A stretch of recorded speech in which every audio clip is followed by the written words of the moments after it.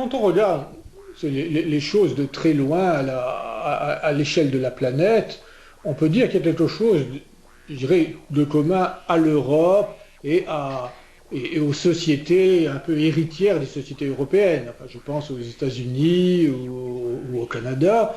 qui sont s'y sont développées des manières de travailler ensemble qui permettent d'obtenir une certaine efficacité, je dirais même une efficacité certaine, en travaillant avec des personnes avec qui on n'est pas spécialement lié, même qu'on ne l'on n'estime pas spécialement, avec qui on n'a pas, disons, des formes de coopération privilégiées. Que ce soit à travers le développement d'une approche contractuelle dans le monde anglo-saxon, que ce soit à travers la référence au métier en France, que ce soit à travers la référence à la recherche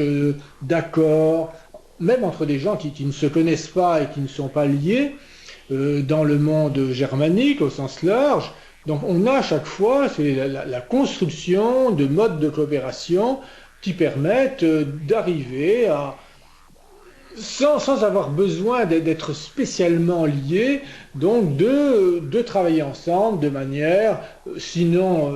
extrêmement performante, du moins très raisonnablement performante. Et je crois que c'est une des bases, si vous voulez, qui fait que la moyenne des organisations dans les sociétés européennes sont raisonnablement efficaces. La gestion des hommes pose un problème qui est extrêmement difficile. C'est de comment arriver dans une organisation, dans une entreprise, à la fois à laisser à chacun suffisamment d'autonomie pour qu'il puisse être créatif, qu'il puisse avoir un certain, disons, enthousiasme, qu'il puisse adhérer vraiment à son travail. Et on voit bien que si on essaie de construire un ordre qui est trop pesant, on va démotiver les personnes. Et en même temps, on a besoin de coordonner les choses, de faire que chacun ne tire pas à hu et à dia, et qu'on arrive à avoir donc une bonne synergie entre les façons et les actions des uns et des autres. Donc, la gestion, ça c'est universel, hein, à régler le problème de la combinaison de l'autorité et de l'autonomie. Alors, si on regarde les sociétés européennes, on voit que ces sociétés, si elles ont en commun, c'est un de leurs traits génériques, d'avoir fortement valorisé sur le plan des principes la liberté, l'autonomie, et par rapport, disons, à des époques dans lesquelles on avait affaire à un pouvoir, disons, très fort, on voit que la combinaison d'autonomie et d'exercice du pouvoir, le compromis en quelque sorte entre l'autonomie et l'exercice du pouvoir auquel elles sont arrivées, disons, et qu'elles valorisent, est très différent selon les sociétés. Dans le monde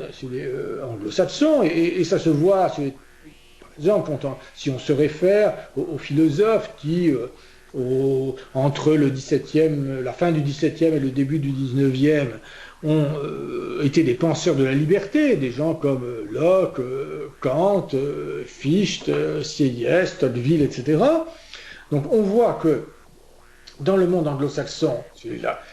la façon dont on conçoit la liberté et donc l'autonomie de celui qui participe à une organisation,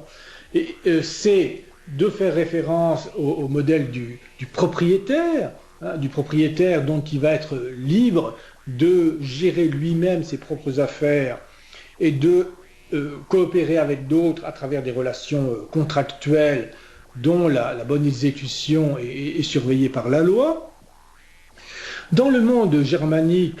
en Allemagne, mais dans le monde germanique au sens plus large, on a au contraire la référence de l'homme libre, c'est celui qui, en commun avec ses pairs, va gérer les affaires de la communauté,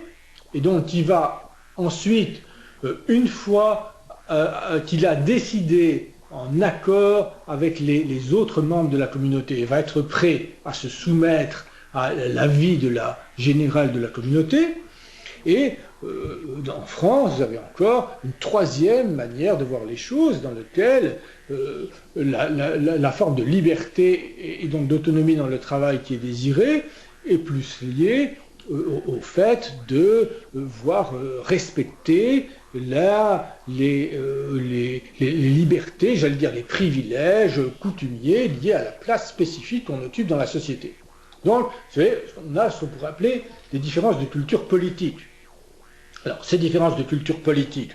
vont bien sûr se traduire dans la différence des institutions politiques de ces pays. On voit bien que, par exemple, le fonctionnement de la démocratie anglaise ou américaine ne sont pas les mêmes que le fonctionnement de la démocratie néerlandaise ou le fonctionnement de la démocratie française. Mais ça se traduit aussi dans les fonctionnements donc, des organisations et dans la forme que va prendre la combinaison d'exercice de l'autorité, donc de pouvoir exercé par les dirigeants de l'organisation ou de l'entreprise, et du type de franchise, d'autonomie qui est laissée à chacun des individus. Donc je crois que c'est à partir de là, à partir de donc ces conceptions, on pourrait dire de philosophie politique, que l'on peut comprendre ces différences de gestion. Et alors, ça explique, si vous voulez, aussi pourquoi ces différences sont tellement capables de résister actuellement à la mondialisation ou de résister au développement de modèles managériaux qui sont internationaux. Parce qu'on voit que ces différences ont une capacité extraordinaire à traverser les époques, à traverser les révolutions politiques, sociales, économiques, etc. Par exemple, il y a des travaux qui ont été faits par le grand historien Marc Bloch sur la société féodale qui montrent que déjà au Moyen-Âge, la conception de l'homme libre par opposition au serf qu'on trouvait respectivement en Angleterre, en Allemagne et en France préfigurait déjà la conception de la liberté qui ont marqué les révolutions, l'époque des révolutions, donc de la fin de l'Ancien Régime, donc en Angleterre, en Allemagne et en France, et préfigurait déjà les formes d'autonomie qui sont demandées dans les organisations aujourd'hui.